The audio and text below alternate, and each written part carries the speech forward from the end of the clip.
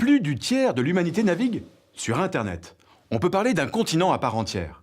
Mais quelle est la part de la francophonie sur ces territoires virtuels? Eh bien, le français y occupe la 8e place. Mais encore aujourd'hui, 90% des langues du monde ne sont pas représentées sur la toile. Si l'avenir d'une langue semble se mesurer à sa présence dans le monde numérique, que peut-on présager pour la langue française? Nous avons posé la question à Adrienne Alix, l'une des responsables France de Wikipédia, la célèbre encyclopédie collaborative, 5e site le plus consulté au monde. La présence du français sur Internet est assez faible, mais pas partout. Par exemple, pour Wikipédia, le français est la 3e langue la plus parlée sur Wikipédia après l'anglais et l'allemand.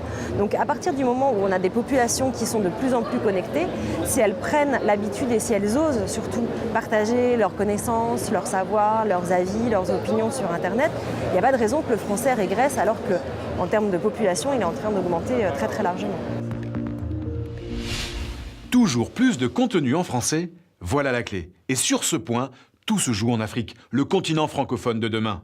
Le projet Afripedia que développe l'Institut français va dans ce sens. Il vise à favoriser la production d'articles consacrés à l'Afrique et rédigés par des contributeurs africains. En effet, ils représentent moins de 3% des rédacteurs web dans le monde. Pour contourner les problèmes de connexion, Afripedia met en place un système de diffusion hors ligne des contenus sur Wikipédia. Un réseau de formation est également organisé sur les campus numériques soutenus par l'Agence universitaire de la francophonie au sein des universités africaines. Les dernières études montrent une baisse de l'anglais sur Internet. Le multilinguisme se développe et c'est très bien. Caio Tulio Costa, le directeur du OL, le plus important serveur latino-américain, le dit lui-même. Ce ne sont pas les langues qui définissent les frontières d'Internet, mais les liens culturels.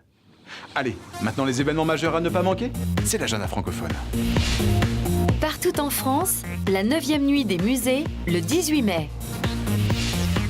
En France, à Saint-Martin-de-Nigel, le concours Flammes vives de la poésie jusqu'au 31 mai. En Allemagne, à Berlin, le festival du théâtre francophone du 24 au 26 mai.